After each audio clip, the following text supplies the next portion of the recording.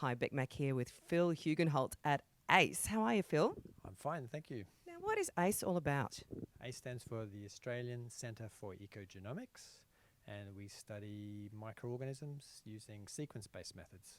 And there are some sequences just there behind us. Yeah, right. Yeah. So this is the lab where it all happens. Yep, And this is the design up here reflects part of what goes on in the lab. it does indeed. So the idea with the ceiling is it's supposed to be showing evolutionary trees. Oh, okay. Yeah, so that's showing all the different types of evolution. That's what it's supposed to be. Uh-huh. Now, you're the head honcho here, is that right, Phil? I am the director. I don't know if I call myself the head honcho, but I am the director. And you've done a lot in this field too, and you sort of straddle multiple things between what goes on in the lab, what goes on in industry, which goes on in research. What is your main core of what you really do, Phil? I'm interested in evolution. That's my primary thing, and ecology. And ecology and evolution are kind of like the same side, different sides of the same coin. And so I'm particularly interested in microorganisms, bacteria and archaea, and they represent most of what's evolution on this planet. And we still know very little about them. And we're in this kind of gold rush phase where we're able to access them now without having to grow them on an agar plate. And so all of our history of microbiology has been limited by the fact that we've had to grow microorganisms on a plate in order to study them, and most of them can't do that. So only the ones that we call them the weeds, the ones that you can grow up. So E. coli is a weed because you can grow it on a plate. But there's all this other diversity out there, which we've only recently become aware of in the last 30 years maybe. And then really in the last 10 years has the technology got so good that we can now sequence all of the blueprints of these organisms so we can fully describe them without having ever grown them. Wow, that is incredible, and that must change everything. It changes everything.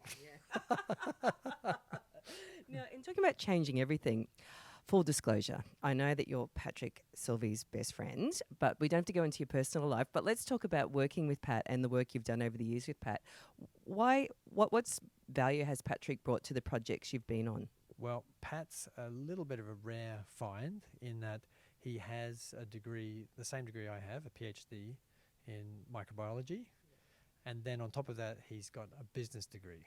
So finding somebody that can help you put together, say, a business case or a grant proposal, mostly they come at you and they've got one or the other. And so it's really nice to have somebody that has both sides of that, and that's a real strength. Yeah. So I know that I can talk to Pat about the science, and he understands it, but he also understands from the business point of view aspects that I don't understand. So that's his gift. His magic. That's his magic. And why would you recommend working with Pat? Well, apart from his skills, he's a really nice guy, and he follows through, and he cares about people, and you know that if you engage him, he's gonna do his best for you. Yeah. And you have some really exciting projects coming around with tailings, but also what you're doing with, I guess, it's not harvesting data, but you're capturing data from what goes on in the microbes in your gut. Where's this all heading, Phil? Well, it's heading in many different directions at once. It's all underpinned by the same technology, though, that, for instance, you mentioned the gut. So in our guts, 70% of the species that are in there, we haven't grown on a plate. So that's 70% of the biology that they can perform, we have not known about until very recently. It's like a whole nother universe. It's like a whole other universe, right? Wow. And then the other one you mentioned with the tailings. So we're interested in rare earth elements, for example, and we know that microorganisms are capable of, they produce proteins that can bind very specifically to those rare earth elements. But again, those organisms that do that have been, we haven't been able to see them up until recently because we haven't been able to grow them.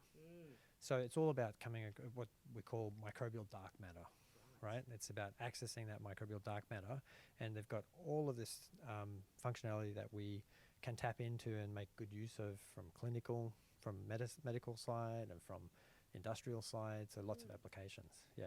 And can you kind of map back to the beginning of time and tell us how this all began? You mean the beginning of time, or the beginning of my time? Well, the beginning of time. Like if you're looking at evolution and if there's sort of, DNA sequences that you could potentially go right back to the very beginning, is that possible through what you do? Yeah, we've done that. In fact, we've been looking. Okay. That's easy. Well, we've been able to see, where life began, and how it's evolved. And so you got to remember things like us, big animals and plants. So we've only been around our ancestors have only been around for 500 million years, and prior to that it was all microbial for the other 3.5 billion years. So microorganisms have ruled the planet for a lot longer, and we're an amazing construct out of that. We've evolved from that, so that's pretty incredible. But yeah, you can by taking those sequences, you can infer what was happening back in the earliest of times, and you can work out. And that's what there's a whole lot of research going on now, because we're able to see all of these organisms through their sequence data, and that's the first thing to understanding how they evolved, is to know they're there, right? So that's where we're at. And it's a very, very active field. Yeah. And it's so complex and takes so long, and takes a lot of money. So I guess working with someone like Pat, who is, as you said, both science and business, is really valuable. He brings in the money.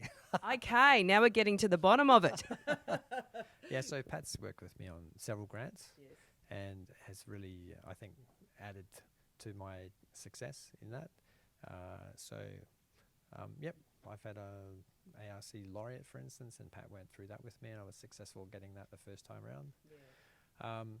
So he does bigger jobs now, though, like big centre level jobs or institute level jobs. Yeah, and he's got a very good reputation in Queensland for sure. Yeah.